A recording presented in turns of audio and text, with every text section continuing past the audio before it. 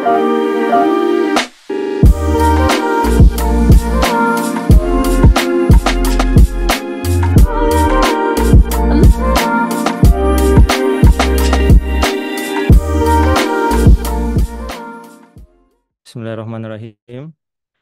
Innalhamdulillah nahmaduhu wa nasta'inuhu wa nastaghfiruhu wa min sururi anfusina wa min sayyiati a'malina may yahdihillahu fala mudhillalah wa may yudlil fala hadiyalah. Asyhadu an la ilaha illallah wa asyhadu anna Muhammadan abduhu wa rasuluh. Amma ba'du. Selamat pagi semuanya.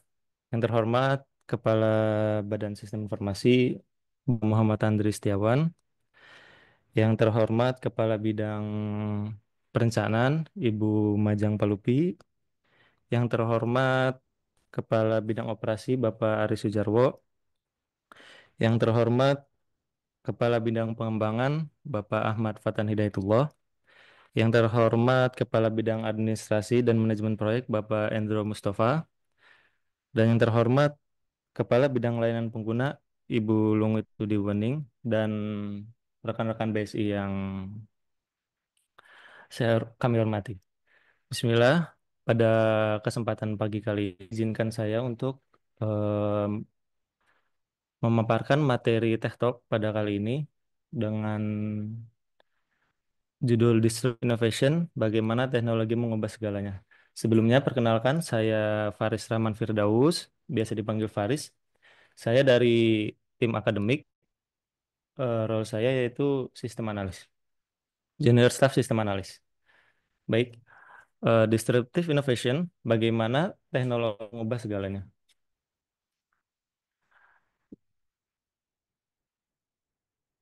Dalam dunia bisnis modern, perubahan bukannya konstan tetapi seringkali datang secara tiba-tiba dan mengguncang fondasi industri. Banyak perusahaan besar yang dulunya mendominasi pasar kini tergeser atau bahkan lenyap dari peta industri.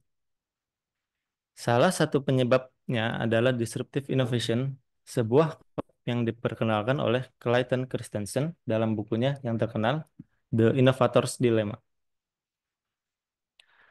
Disruptive innovation bukan sekedar teknologi baru. Ia adalah jenis inovasi yang mengubah aturan main dalam industri, membuat pemain lama tidak lagi relevan karena gagal beradaptasi.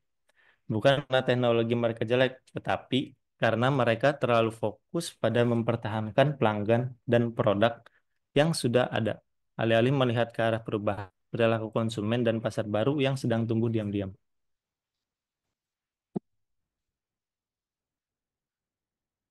Konsep disruptive innovation menurut Christensen yaitu disruptive innovation biasanya dimulai dari produk atau layanan yang terlihat lebih rendah kualitasnya dibanding produk utama di pasar. Ia tidak langsung bersaing dengan pemain besar, tetapi menargetkan pasar baru yang terabaikan atau segmen pengguna yang dianggap kurang menguntungkan oleh perusahaan besar. Produk disruptif ini biasanya lebih murah, lebih sederhana, lebih mudah diakses. Contohnya adalah bagaimana kamera digital dulu dipandang remeh oleh perusahaan film seperti Kodak.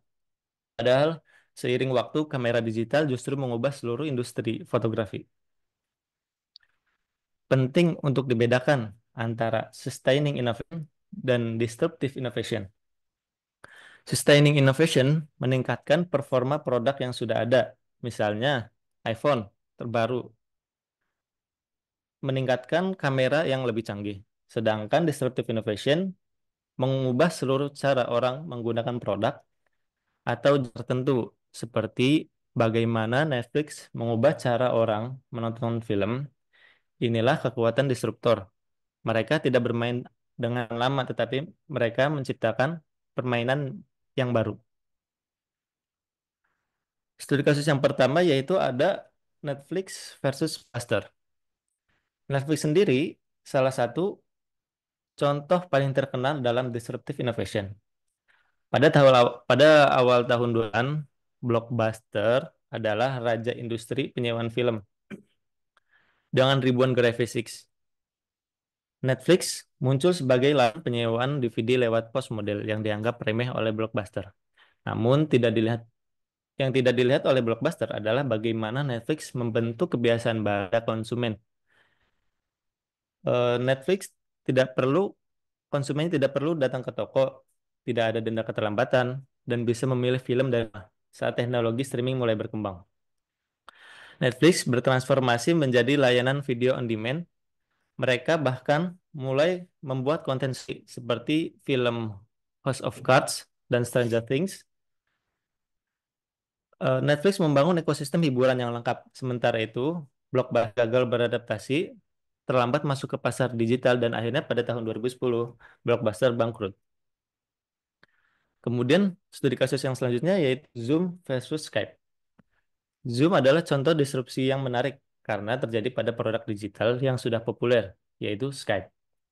Meski Skype punya pengguna besar dan dukungan Microsoft, Zoom unggul karena lebih ringan, cepat, dan mudah digunakan tanpa harus login atau install aplikasi yang berat. Zoom fokus pada kemudahan user experience dan keandalan koneksi, hal yang sangat dibutuhkan saat pandemi paksa jutaan orang bekerja dan belajar dari rumah. Zoom juga menyediakan fitur yang disukai pengguna seperti virtual background, breakout room, dan kemudahan scheduling dengan integrasi kalender. Ini menunjukkan bahwa disruptor tidak harus menciptakan hal baru, tetapi bisa juga menyempurnakan pengalaman dan penggunaan fisik penggunaan secara signifikan. Studi selanjutnya yaitu ada OVO dan fintech versus bank konvensional. Di Indonesia, kita melihat bagaimana layanan fintech seperti OVO, Gopay, dan Dana mengguncangkan sektor keuangan yang selama ini dikuasai oleh bank. Fintech menawarkan kemudahan transaksi digital tanpa rekening bank, cukup dengan smartphone. Mereka juga memberikan akses ke layanan keuangan untuk masyarakat yang sebelumnya tidak terjangkau. Bank besar hanya mengabaikan mereka, menganggap fintech sebagai layanan kecil untuk anak muda. Tapi dalam waktu singkat, fintech menciptakan ekosistem pembayaran yang merambah transportasi, makanan, retail, bahkan investasi mikro. Kini banyak bank justru bekerja sama atau membangun layanan digital mereka sendiri untuk membuat ketertinggalan.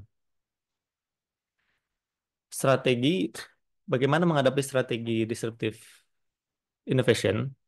Bagi perusahaan, menghadapi inovasi disruptif bukan soal teknologi semata, tapi soal strategi dan cara pandang. Beberapa langkah penting yang bisa dilakukan antara lain yang pertama, mewaspadai pasar bawah dan segmen kecil. Jangan meremehkan kebutuhan pasar kecil. Disitulah sering muncul peluang disruptif. Yang kedua, pisahkan tim inovasi dari bisnis inti, buat ruang eksperimental yang bebas dari tekanan KPI jangka pendek. Tiga, investasi pada eksperimen dan iterasi cepat. Gunakan pendekatan agile dan MVP minimum viable product. Yang keempat, bangun budaya adaptif. Organisasi yang terlalu nyaman dengan posisi pasar seringkali gagal membaca perubahan. Disruptive innovation bukanlah sesuatu yang datang secara tiba-tiba. Ia tumbuh pelan, sering tidak terlihat, dan baru disadari ketika semuanya sudah terlambat. Tapi di tangan yang tepat, disrupsi juga adalah peluang besar. Peluang untuk memecahkan masalah lama dengan baru, melayani lebih banyak orang, dan menciptakan dampak yang lebih luas. Sebagai profesional teknologi dan bisnis, kita perlu berpikir bukan hanya tentang membuat sesuatu yang lebih baik, tapi juga sesuatu yang berbeda dan lebih relevan untuk masa depan. Karena dalam dunia yang berubah cepat, yang bertahan bukan hanya yang paling, tapi yang paling mampu beradaptasi.